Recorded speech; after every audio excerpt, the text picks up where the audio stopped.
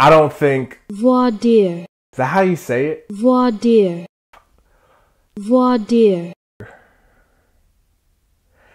There's a way to say it. I fucking forgot it. I almost did because, in all honesty, they're all good songs, but they all sound the same. They're all Earl and Alchemist tracks, you know?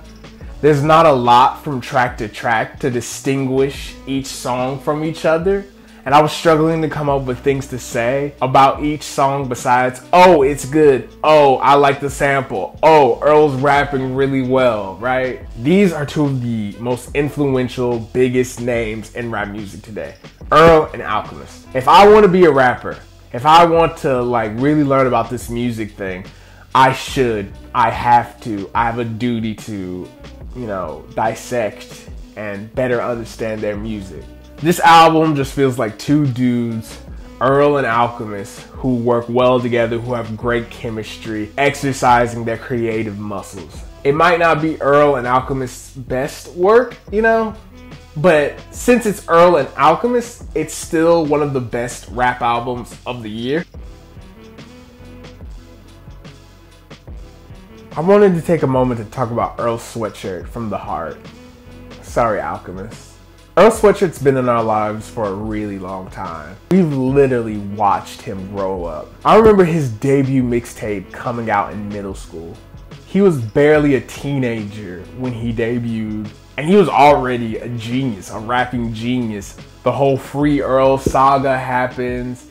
He gets sent off to an island to rehab or whatever his parents were thinking, which probably was for the best for him because he was going through it. And then Doris drops, and that's instantly a masterpiece. Probably still his most beloved album, so beloved that he had a whole tour to commemorate its 10-year anniversary. Imagine you're not even 20 yet and you're already being like hailed as one of the great rappers of all time. You're not even 20 yet and people are like saying you're the next MF Doom. I remember him collapsing into himself. I remember I don't like shit, I don't go outside. Up to that point, I'd never heard an album like that.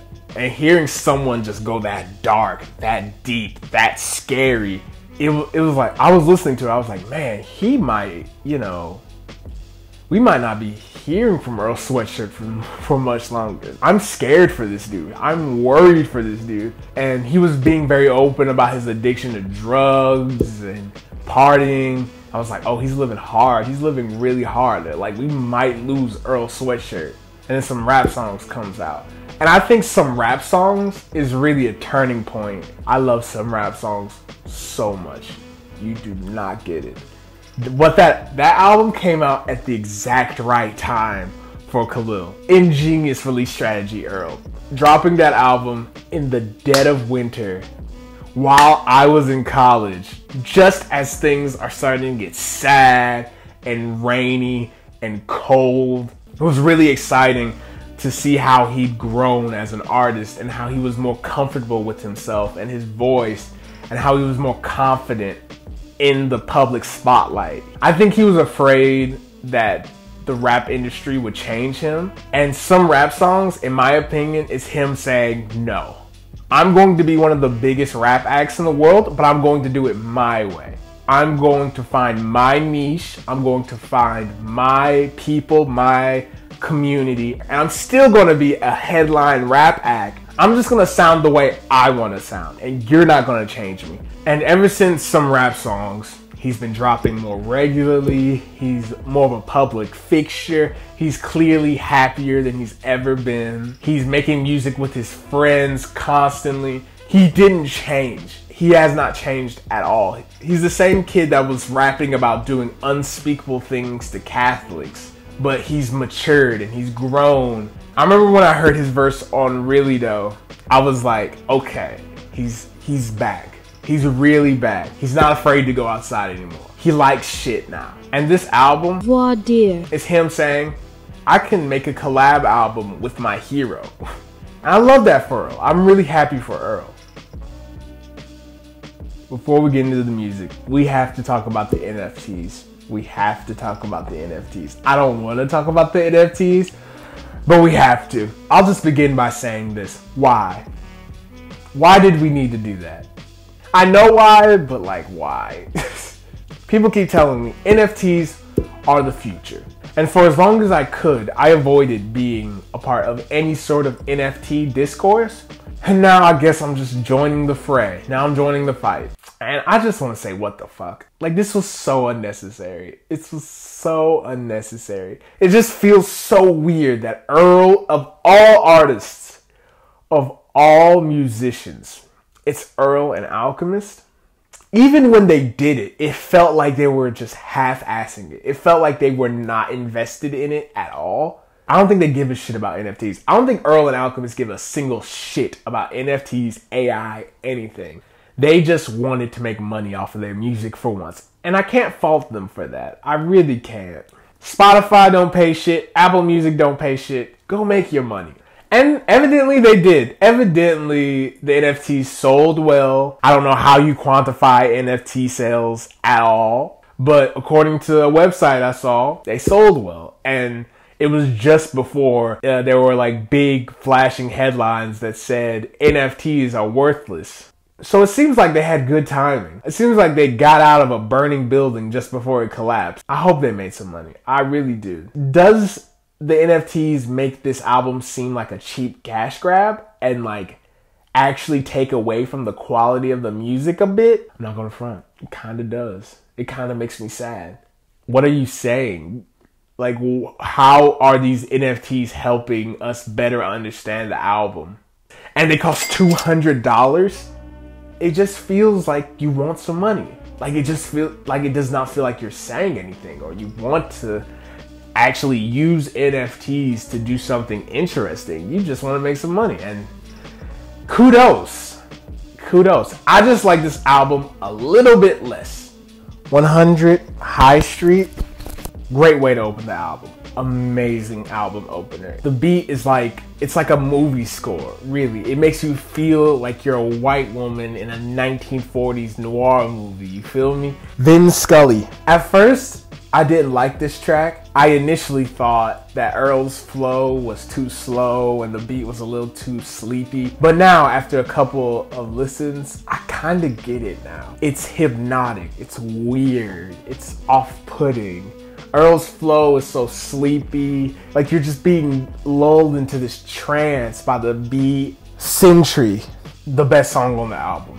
One of the best songs Earl and Alchemist have done. I love this song. I love this song so much. The sample that Alchemist found is so fascinating. And the loop he chose, it feels epic and sad. Just this man screaming, saying something that sounds like please. He's singing his heart out in the background while Earl is just like rapping and barring it up. And then you got Mike coming in. Mike and Earl, man, they got like, whenever they link up, it's magic. Like, I don't think they've missed on a collab. They're really an underrated duo, Mike and Earl. Mike goes well with everyone. Every time Mike is featured on a song, he just kills it. He's really one of the most underrated out there right now, by far and away. Heat Check. I really love when Alchemist is in his luxury rap bag. It sounds like Cocaine, Miami Vice, Scarface, E.T., Michael Jackson, Beverly Hills Cop, other 80s shit. I don't know. It just sounds like luxury. Earl knows exactly what to do with this beat. He's laid back, chill, cool. It's infectious, you know? You listen to this song and you're like, I feel like a baller right now. I don't know why. I'm listening to this Earl Sweatshirt song and I'm actually feeling confident. Mancala? I love a good gospel sample and I love a Vince Staples feature. It didn't get enough time. This song is too short. 27 Braids. This is a devious ass beat, man. It sounds like a Mobb Deep beat that Alchemist would make for like Prodigy. Mac Deuce. Over the course of this entire album, Earl and Alchemist don't really challenge themselves that much. That's totally fine. Sometimes you need just an easy win, and that's a lot of this album, an easy win. This song, good instrumental, great loop, great verses. Doesn't really reach me, didn't really grab me, but it's good. Objectively good. Series Black. Great titles for every song. Every song on this album has like a great title that you have no idea what the fuck it has to do with the album. Does Earl Sweatshirt read Harry Potter? Does Alchemist read Harry Potter? Is Earl Sweatshirt a Harry Potter adult? Dead Zone. I like a good gospel sample. And Earl's raps, they're solid. The Caliphate. It's alright. It's not transcendent, but it's good. It's well made, just like the rest of this album. Free the Ruler. It's not that different. It's not that different from the rest of the album. It's just the last song. I always think about Earl in comparison to Tyler. They're like two headliners, you know, but in different ways. With every album, Tyler changes his entire aesthetic, musically, fashion-wise. He has a giant rollout with thousands of expensive, lavish videos. Like, he wants his albums to be like these giant #1 hits, right? And Earl's big too, but in a different way. Earl kind of feels like he just wants to rap, even though Earl does sell out stadiums. And it's just a matter of taste, whether you prefer how Earl does it or how Tyler does it, or if you like both equally. I think this album, we wanted a masterpiece. We wanted mad villainy. We wanted something that's going to be like totemic and change the music industry, because it's Earl and Alchemist, two bona fide geniuses. I'm just gonna assume that to them, this is just another album. They're going to make another album after this. This isn't like Tyler is like, it's gonna be 2 years before you hear from me again. Earl is probably going to have like a collab album with Mike in like 3 months. And that's a sign of how much he's grown as a person, as an artist. You don't have to change the world with every release. You just want to express yourself. You just want to tell your truth as often and as freely as you can without any restrictions. And Earl has earned that. Earl has earned that by having multiple masterpieces. He just drops now. He's just like, here's an album.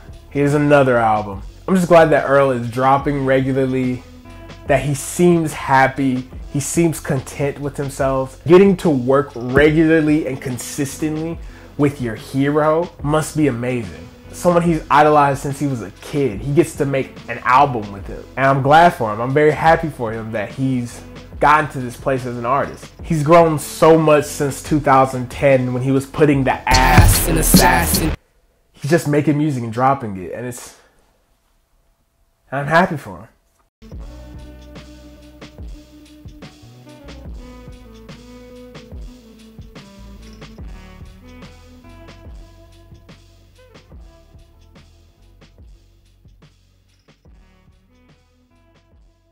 How does he feel about J.K. Rowling's transphobia?